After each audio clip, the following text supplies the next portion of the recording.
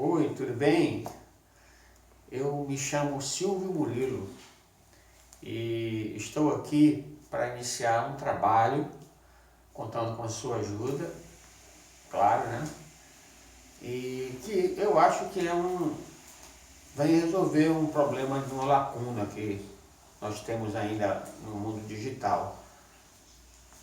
Que lacuna é essa? Eu quero falar para você e para quem quer que se interesse de um código sagrado que tem mais de 3.500 anos de existência e está à sua disposição e da sua família, na sua casa inclusive. E já deve estar desconfiando mais ou menos do que eu estou falando.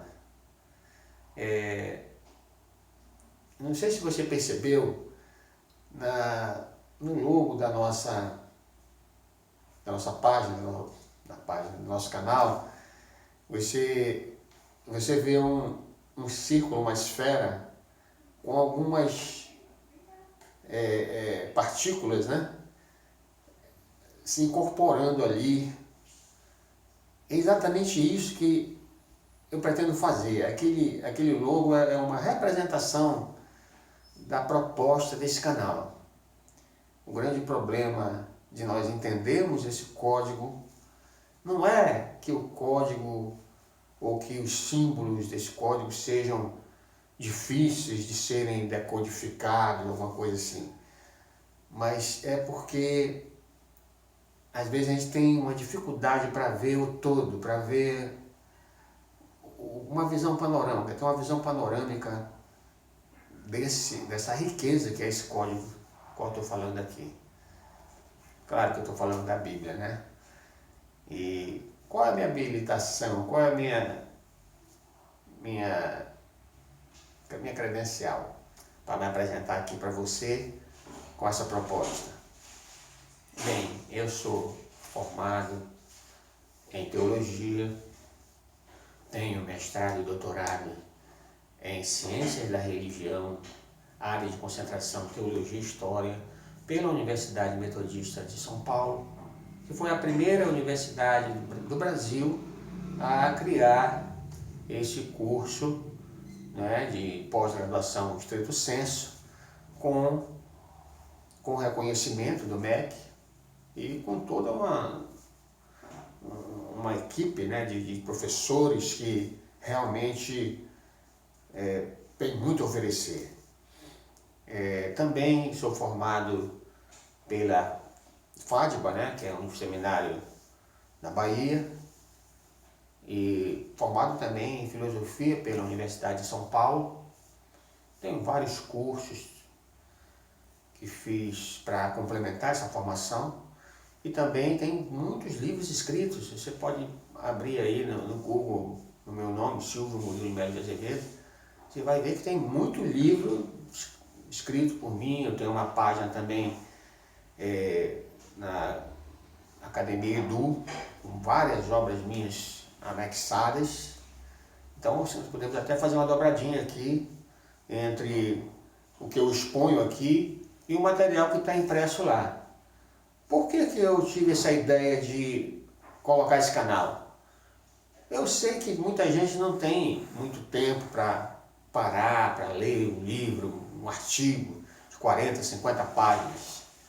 E esse público que não tem muito tempo ficava fora do meu alcance. Então, com o canal eu posso atender também você que trabalha, que tem suas atividades, tem um dia cheio. Você pode então dar uma olhada no canal e ver os temas, né, mais ou menos de uma forma sucinta, né, resumida, mas com essencial, que você possa aumentar a sua cultura teológica. Minha proposta aqui, meu amigo ou minha amiga, é criar um canal de conhecimento teológico mesmo.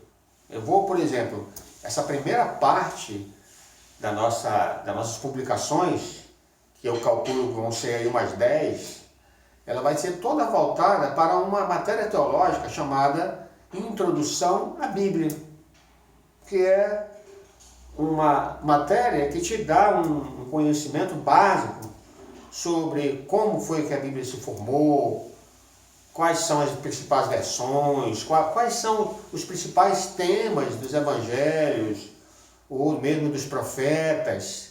Então, eu te dá uma ideia geral, ampla, do que é a Bíblia. Para aí depois você começar a entrar nos detalhes. Então, nossa primeira série de postagens vai ser relacionada com esse assunto, ok? Então eu vou iniciar, como eu disse, falando do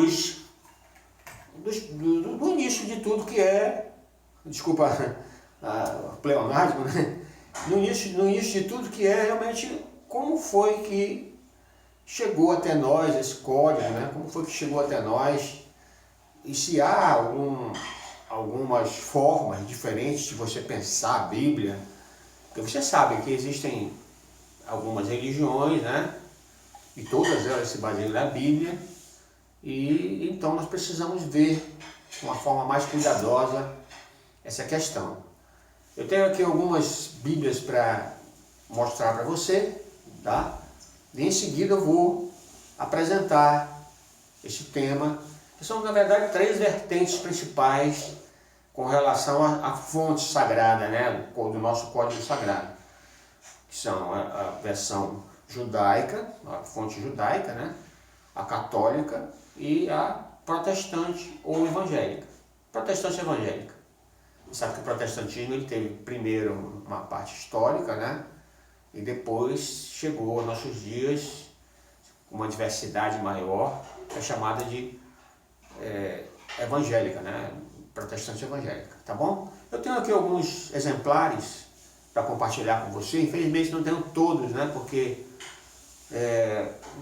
peguei assim de última hora e não deu para pegar todos os exemplares que eu precisaria apresentar para você. Mas eu tenho aqui, pedir licença de você para mostrar alguns e assim a gente ter uma base física para conversar, tá?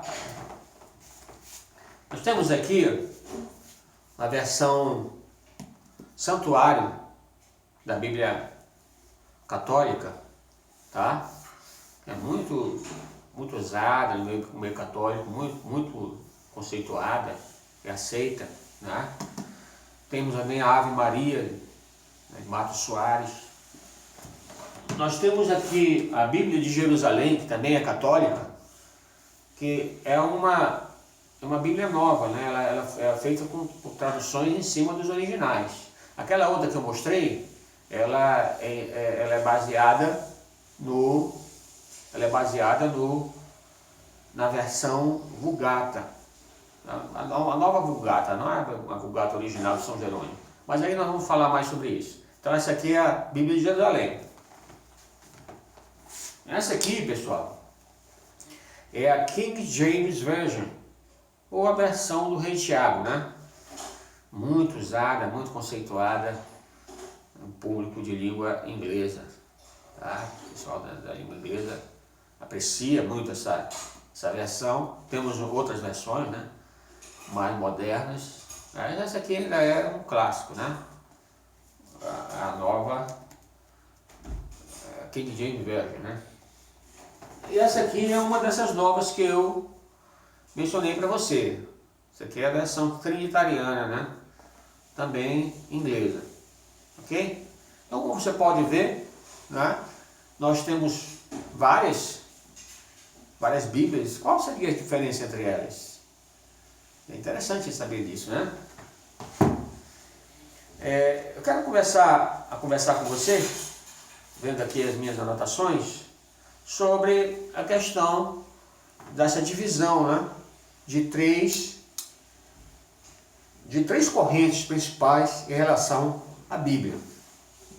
A primeira corrente é a corrente do judaísmo. Você sabe que o Antigo Testamento ele originou-se dos judeus, né, no decorrer aí de sua história, desde Moisés até Malaquias, que foi o último a escrever, né, nessa linha aí. Então, os judeus, eles têm uma Bíblia, tá? Que é um pouco diferente da nossa. Não é igual à nossa. Não que o seu texto seja diferente, mas é que a sua organização é um pouquinho diferente, tá? A Bíblia judaica, ela começou a se organizar da forma que nós conhecemos, mais ou menos 2 séculos antes da era cristã. Nós temos indicações arqueológicas, inclusive, disso. Não vamos entrar agora nesse assunto, porque vamos deixar para uma outra ocasião mais apropriada, para não confundir demais as coisas, né? Temos que ir por parte. Então, mais ou menos nessa época, a Bíblia judaica começou a se formar. No tempo de Jesus, nós temos um testemunho importante do Flávio Joséfo, que foi um judeu que se tornou protegido de um rei, né, de um César romano, o Vespasiano, e depois o Tito, que foi o filho dele, tá? Que estiveram envolvidos ali com a destruição de Jerusalém, ok? Então esse Flávio Joséfo, ele escreveu 2 grandes obras muito interessantes, que são Antiguidades Judaicas e Guerra dos Judeus. Em um desses livros, ele diz que no tempo dele havia 22 livros do Antigo Testamento. Aí você vai pensar, poxa, mas 22, nós temos muito mais hoje. O que acontece? O que acontece é que eles fizeram várias, digamos assim, concentrações de livros. Porque naquele tempo o que existiam eram os rolos, não era o códice, como hoje é o formato de livro, né? Naquele tempo eram rolos. Então, por exemplo, os chamados profetas menores, que nós conhecemos, né? Oséias, Joel, Abacuque, Amós, etc., Malaquias, Zacarias, eles ficaram todos agrupados num rolo só. Por isso é que, por exemplo, 1ª e 2ª Samuel ficou num rolo só, Crônicas 1 e 2 também ficou num rolo só. Era um rolo assim que eles abriam e liam, assim, como de uma forma não muito prática, né? Para nós que estamos acostumados com o códice, mas para eles funcionava, tá? Então eram 22 rolos, 22 livros, feita essa observação aí, que eram os nossos mesmos livros, só que com essa organização um pouquinho diferente. Também tem alguma outra coisa que também é diferente do que nós temos hoje na nossa Bíblia. Por exemplo, o livro de Daniel, que na nossa Bíblia aparece entre os profetas, chamados profetas principais, né, os profetas maiores. Daniel, na Bíblia judaica, não aparece dessa maneira. Tá? Ele aparece entre os Salmos, livro de Provérbios, Cânticos e também livro de Ruth, tá? Entre os chamados livros chamados escritos. Aí temos a primeira, assim, uma divisão importante para a gente entender como é que se organiza a Bíblia judaica. Então nós temos a chamada Tanakh. Tanakh é um acróstico, tá? TA representa a Torá, que são os 5 primeiros livros da Bíblia, tá? Do livro de Moisés. Temos o Nebiim, que são os livros dos profetas, e nós temos o Ketubim, que são os livros chamados escritos. Então, o Tanakh, que é esse acróstico formado por esses 3 grupamentos de livros, foi o nome que foi dado para a Bíblia do Antigo Testamento, tá certo? Há uma divergência aí em relação a quando foi estabelecido o cânon do Antigo Testamento, e alguns dizem que foi em Jâmnia, que hoje é chamada de Yaviné, no ano 90 depois de Cristo. Mas no ano 90 o que foi feito foi uma ratificação do que já tinha sido montado. Já tinha sido montado muito antes, no tempo de Flávio José. Então essa aí foi uma ratificação que aconteceu, só uma, digamos assim, uma confirmação desses livros. Então essa aí é a Bíblia hebraica, tá? A Bíblia católica, ela vem surgir um pouco depois dessa Bíblia chamada hebraica ou judaica. Ela vem surgir já no período intertestamentário. O que foi que aconteceu para o surgimento dessa Bíblia católica? Vejam, durante o segundo século antes de Cristo, Israel viveu uma situação muito difícil, que foi o domínio dos reis helenistas, tanto do Egito como da Síria. São países que foram dominados por Alexandre e depois continuaram seguindo essa linha helenista. Inclusive todos falavam grego, era um povo que tinha realmente perdido toda a sua identidade e adotado uma identidade grega. Esse período foi muito difícil, porque os helenistas queriam obrigar os judeus a viverem como gregos e não como judeus. Então eles tiveram perseguições e houve um grupo deles que fugiu para o Egito e lá eles se agruparam novamente, né, como povo, e começaram a praticar sua religião novamente ali, mas com algumas diferenças em relação ao grupo original da Palestina. Ali no Egito eles começaram a absorver mais a cultura helenista e começaram também a criar um judaísmo diferente daquele que havia originalmente lá na Palestina. E uma das coisas que eles fizeram foi criar uma nova versão da Bíblia chamada Septuaginta, que tem esse nome porque, segundo a lenda, né, não se sabe exatamente se foi isso mesmo, foram 70 sábios judeus que fizeram a tradução da Bíblia hebraica, né, do original hebraico, para a língua grega. Tá? Então essa Septuaginta, que serviu de base inclusive depois para o cristianismo, ela não ficou, infelizmente, estacionada na mera tradução dos livros da Tanakh. Infelizmente, com o passar do tempo, essa Septuaginta acabou absorvendo outros livros que não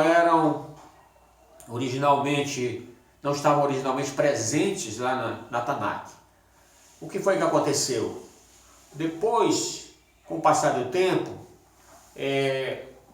a Igreja Católica se fortaleceu no Ocidente e começou a haver um processo de latinização desses povos que viviam ali no norte da África, no Egito. Então eles começaram a abandonar o grego e passar a usar o latim como principal língua de comunicação. E essa mudança provocou a origem de uma versão chamada Velha ou Vetus Latina, né? Vetus Latina é uma versão latina da Bíblia, só que acrescentada com outros livros, tá? Que hoje há uma divergência aí, os católicos chamam de deuterocanônicos e os evangélicos chamam de apócrifos. Então esses outros livros foram acrescentados nessa versão e passaram a fazer parte dessa igreja latina ali do norte da África, e depois se espalhou para outras áreas do Império Romano. Aí nós chegamos no ponto de aparecer a figura de Jerônimo, no final do século IV, início do século V. Jerônimo, ele foi contratado pelo Papa Damásio para fazer uma revisão dessa primeira Bíblia católica chamada Vetus Latina, e ele fez de fato esse trabalho durante algum tempo, só que Damásio morreu, que ele era o principal patrocinador, né, do trabalho de Jerônimo, e outros apoiadores também morreram, faleceram, E Jerônimo então ficou sem ter como continuar aquele trabalho. Foi quando ele teve a ideia de se mudar para a Palestina, junto com um grupo de senhoras muito ricas, que foram para a Palestina e criaram um mosteiro, né, para mulheres e para homens, e ali eles foram continuar aquele trabalho. Só que Jerônimo, ele não quis mais fazer uma mera revisão da Vulgata Latina. Ele decidiu fazer uma tradução diretamente sobre o original, tá certo? Então ele foi estudar o hebraico, estudar o grego. O grego era mais fácil, o hebraico é uma língua mais distante da nossa, né? Então ele passou 20 anos fazendo esse trabalho e concluiu, não é? Depois de todo esse tempo, já um pouquinho antes de morrer, né? Concluiu esse trabalho de forma...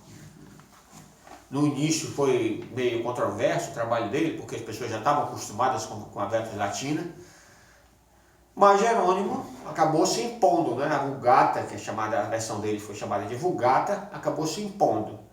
O problema, Jerônimo não fez a tradução desses livros que são chamados deuterocanônicos pela Igreja Católica.